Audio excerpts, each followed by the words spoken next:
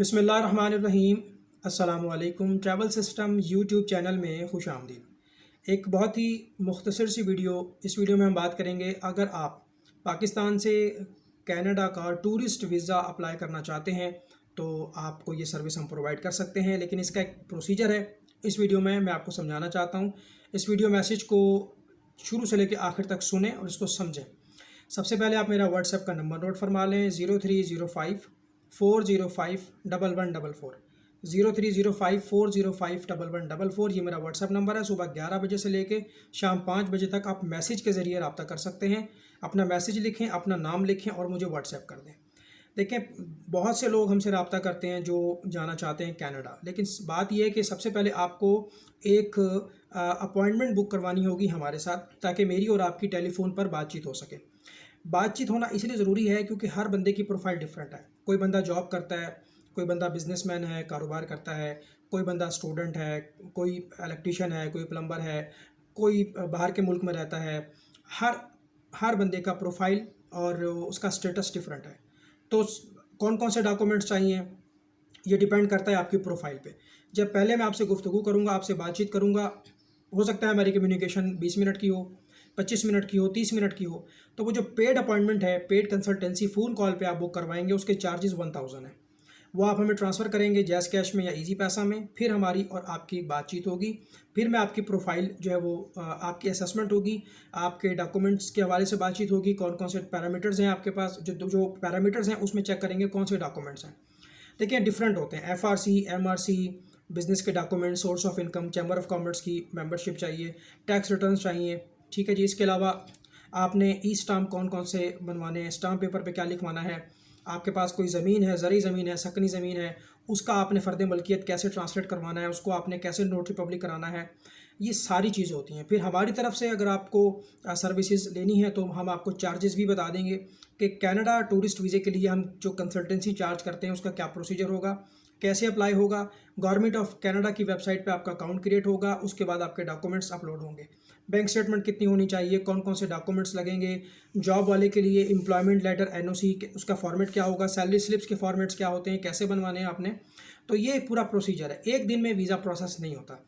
Canada का tourist visa application process होते होते होते डॉक्यूमेंट्स तैयार होते होते 15 से 20 दिन लग जाते हैं। 2 महीने का टाइम होता है। जब आप अकाउंट क्रिएट करते हैं, एप्लीकेशन क्रिएट करते हैं, तो 2 महीने में आप अपना पूरा पैकेज अपलोड कर सकते हैं।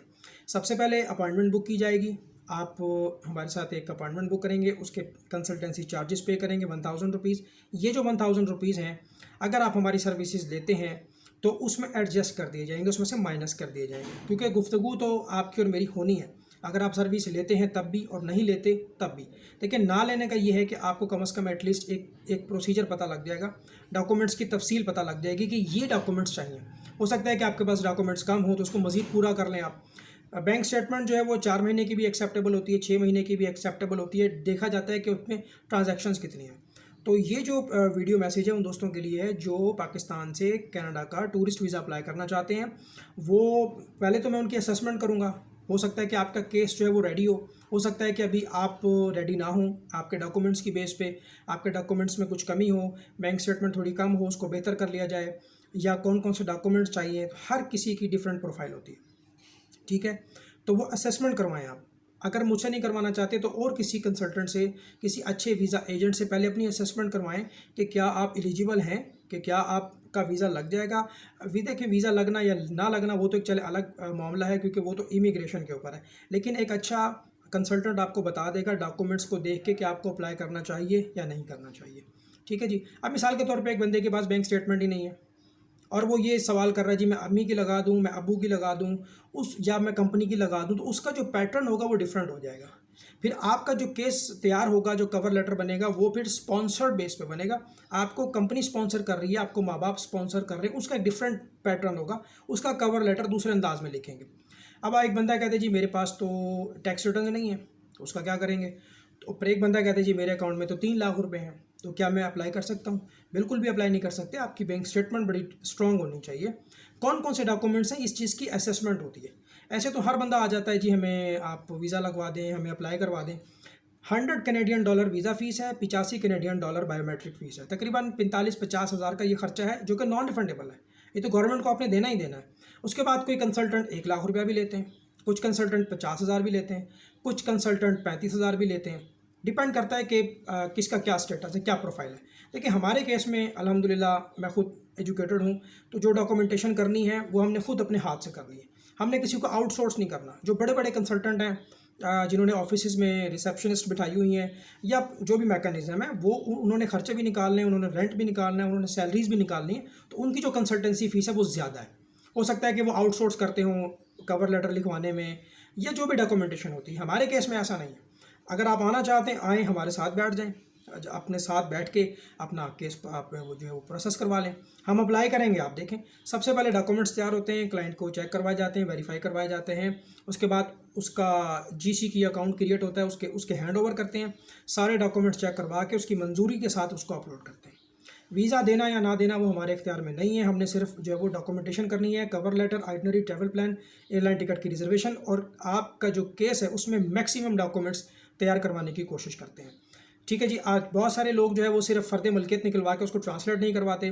बहुत से लोग जो है वो बहुत सारे मामलात हैं, डॉक्यूमेंट्स कंप्लीट नहीं होते उनके।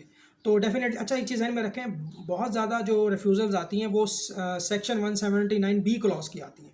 उसमें वीज़ा ऑफिसर लिखता है जी मैं मुतमईन नहीं हूँ कि आप वापस जाएंगे कनाडा छोड़ के पाकिस्तान, तो उसको लगता है ये जो रिफ्यूज़ल्स होते हैं ये ऑटोमेटिक सिस्टम जनरेट करता है। अगर एक मरतबा आपका केस रिजेक्ट हो जाए तो दोबारा अप्लाई कर सकते हैं, कोई प्रॉब्लम नहीं है। आप 24 घंटे के बाद दोबारा अप्लाई कर सकते हैं। वीज़ा फ़ीस पे करनी पड़ेगी, लेकिन बायोमेट्रिक दोबारा से नहीं होती। तो इस सारी वीडियो में आपको समझाने का मकसद ये है कि सबसे पहले आप मेरे साथ एक अपॉइंटमेंट बुक करवाएं। 0305405144 0305405144 ₹1000 इस कंसल्टेंसी की चार्जेज़ हैं जो फ़ोन पे मेरी आपसे बात होगी असेसमेंट के।